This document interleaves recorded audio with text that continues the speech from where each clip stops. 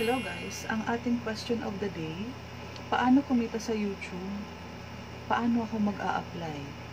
So alam naman natin na may pera talaga or pwede ka talagang kumita sa YouTube, pero in this video kasi ituturo ko sa iyo ang step by step sa pag-create ng account, sa pag-upload, hanggang paano mo makukuha yung first sahod mo sa YouTube, and magkano pwede mong kitain kapag may one video ka na kahit na 1 million views. So stay tuned. Hi guys! Subscribe!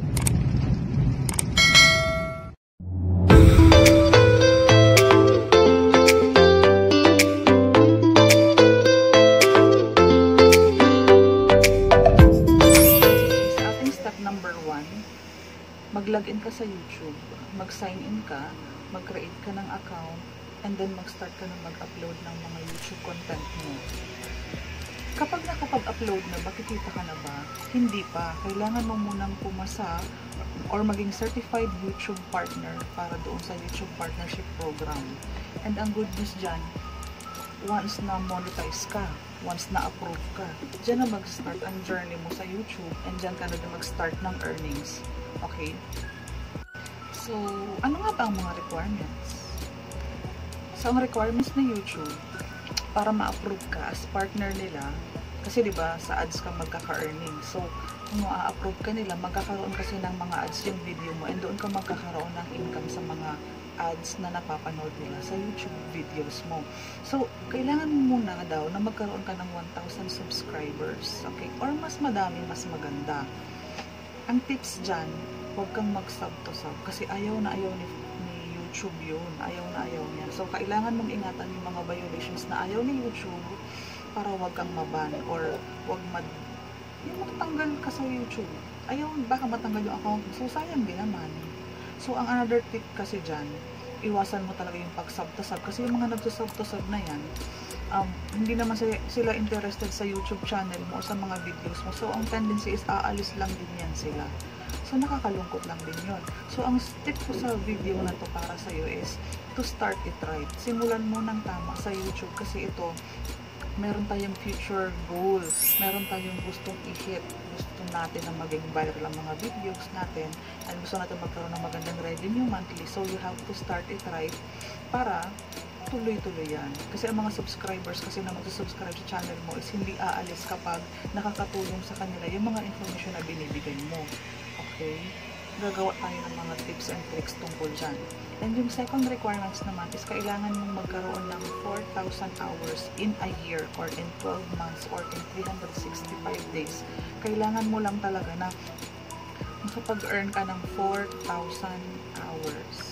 Strictly ha, within the span of 12 months lang. Kapag yung video mo is 13 months na or 14 months na, hindi na siya counted para mapabilang doon sa 12 months. So, ganun lang siya kasimple. FYI ha, lahat ng videos na mapapanood sa YouTube channel mo is magbibigay ng watch time para sa'yo. So, ang pinaka-tip ko naman dito sa'yo, mag-upload ka ng mga 10 minutes video or longer. Makakatulong yan in the near future na magkakaroon ka na ng ads. Pwede yan magkaroon ng 4 na ads or 5 na ads. Kaya, make it sure na magkaroon ka ng substantial, magagandang video, makakatulong na video na papanoorin talaga nila hanggang dulo. Okay, yan ang isa sa pinaka-goal natin. Magandang content, maganda talaga. Kasi for long term ang goal natin dito. Huwag ka lang basta mag-upload ng mag-upload. Kasi pag hindi naman interesting ang ina-upload mong video, sinong manonood dyan? Kung hindi nakakatulong ang video mo, o hindi sila satisfied sa videos mo, walang manonood dyan.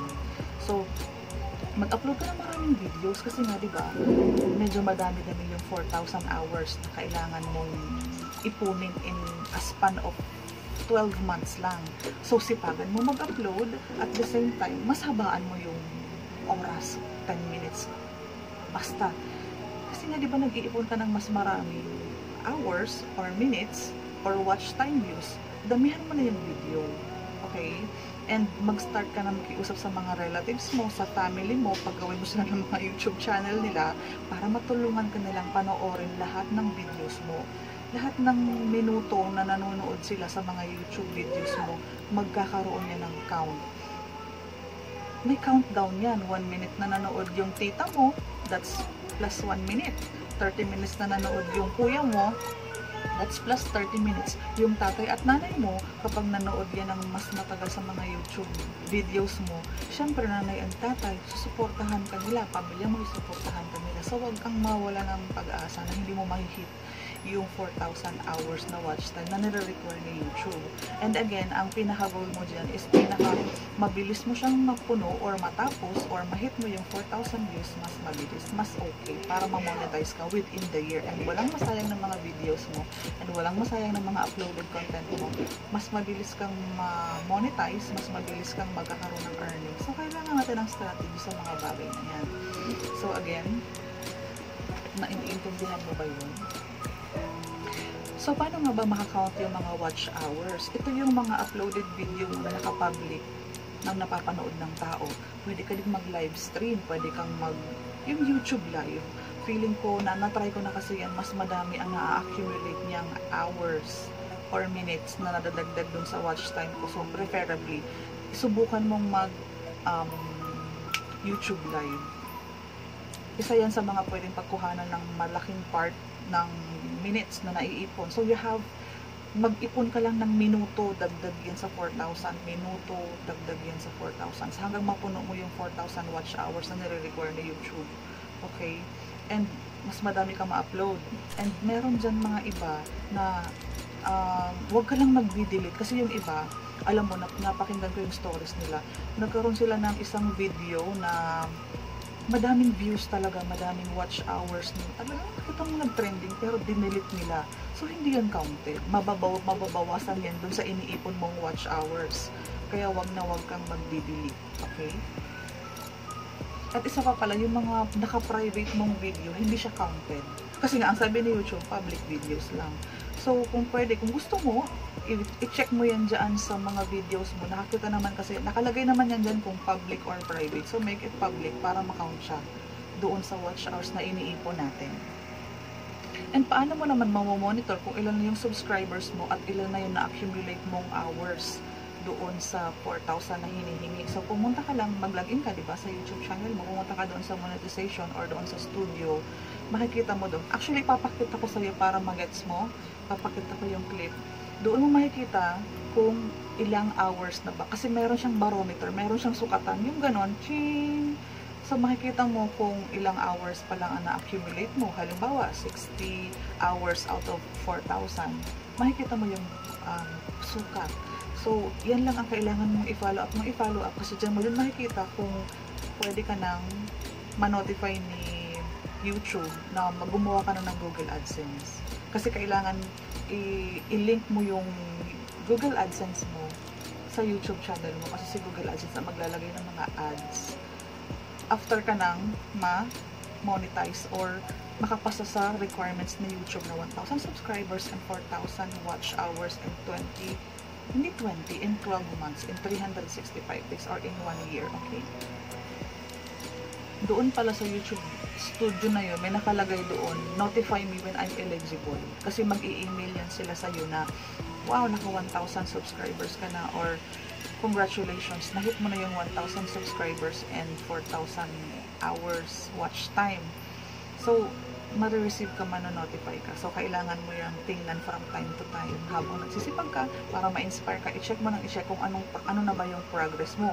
Para malaman mo na kung medyo mabagal yung progress ng pagdagdag ng watch hours mo, at least pwede mong i-push na gumawa ka ng content, i-upload mo, i-promote mo sa mga buy and sell groups. You can ask your relatives, your parents, your family members na please panoorin niyo yung mga videos ko para naman makadagdag sa watch hours na hinihingi ni YouTube. Okay, so bonus tips tayo. Kapag nahit mo na yung 1,000 subscribers and yung 4,000 watch hours, huwag kang tumigil sa pag-upload ng mga videos kasi ongoing kasi ang review ni YouTube sa YouTube channel mo. Kasi diba, bine-verify nila habang inaantay mo yung email na ipapadala nila kasi kailangan mo kasi yung PIN na ipapadala nila through snail mail na matanggap mo yun, meron kang ma-receive na letter sa loob ng merong PIN, kailangan mo kasi ipasok yun or ilagay yun sa Google AdSense to verify na ikaw nga yung kausap nila, ikaw nga yung may-ari ng YouTube channel and tao ka, just to verify kasi transaction of money ang ma-receive mo. So you have to be very careful sa pag lalagay ng information mo sa YouTube channel mo. Just make sure na legit yan. Pangalan mo talaga kasi pera ang pinag-uusapan natin after mong ma-monetize. So you have to be very careful, and yung pinaka-importante makikita ko dito is yung address mo para kapag monetize ka na, kapag upload ka na ng YouTube, kapag pinagdala na nila yung mail, yung snail mail from Asia lang naman, so mabilis lang naman yun. So ilagay mo lang yung tamang address talaga para mabilis mong ma-receive yung PIN, and once ma-verify na, kaunting push na lang yan. So habang nag-aantay ka, gumawa ka ng mga magagandang content, kasi mag-iipon na tayo ng views, kasi mag-iipon na tayo ng views ng ads mo, kasi mag-start ka na mag-generate ng income sa mga videos mo, kasi lalagyan mo yan siya ng mga ads. Kaya bagan nakikiusap tayo doon sa mga watchers natin, subscribers, na wag naman po munang i-skip yung ads, kasi doon talaga nag-start ang revenue, or doon nag-start ang pag-earn mo ng sa YouTube. So kapag na-skip, hindi yata counted yung income. So kapag natapos nila yung ads mo, doon ka mag-start makapag-ipon, and for the whole month na makapag-ipon ka ng ads dahil pinapanood yung YouTube channel mo, pinapanood yung mga videos mo, doon ka nag-earn. Okay? So magkano nga ba ang pwede mong kitain kapag may 1 video ka na umabot na ng 1 million views? Ang sabi ng mga YouTuber, hindi daw para pareho ang earnings ng isang YouTuber sa isang YouTuber, kasi depende talaga yan sa dami ng ina-upload nila, sa dami ng viewers nila, sa dami ng mga ads na hindi na-skip, sa dami ng ads na napapanood. So, yung monthly revenue mo is magdedepende yan sa consistency mo. Kaya sabi ko, lagi ko sinasabi na magpatuloy ka lang, kasi hindi mo alam kung kailan mag-viral ang isang video mo. So, may taong hindi gusto itong isang video mo, and dahil may variety of videos ka na ino-offer na pwede na lang mapanood, kung ayaw mo yun, pwede mong panoorin to. Para kang Shopee, Lazada, kapag ayaw nilang bilhin yan, okay lang. Dahil marami kang variety na ino-offer ng mga products, pwede nilang bilhin yung iba. Basta ang pinakamagandang idea na gusto kong ma-absorb mo at this very moment, maging presentable yung YouTube channel mo. Madami kang i-offer para magkaroon ka talaga ng fix na malaking revenue monthly. Kasi pag tumigil ka mag-upload, sino ang manunood? Anong panoorin nila? Sino pang manunood sa'yo kapag nawala yung momentum mo? And ito na naman ang isa sa pinaka-i-remind kita na kahit matanda na yung video mo, once na i-upload mo yan last year pa, up to this very moment, nag-earn pa din yan siya ng revenue or ng income sa'yo. Nagdadagdag pa yan ng ads na napapanood, magdadagdag pa yan sa income mo. So if you will start now, mag-upload ng mga damadaming video, after a year, investment yun.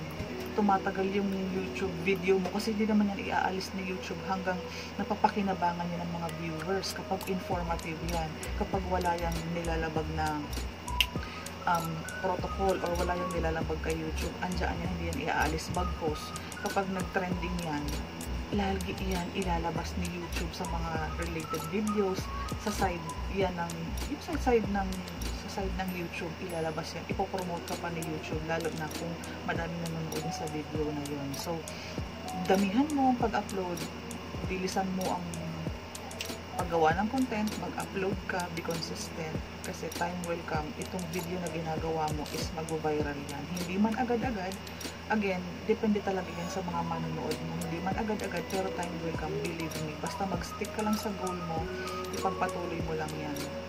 Mabilis natin mahihit kung ano yung pinaka-goal mo, okay?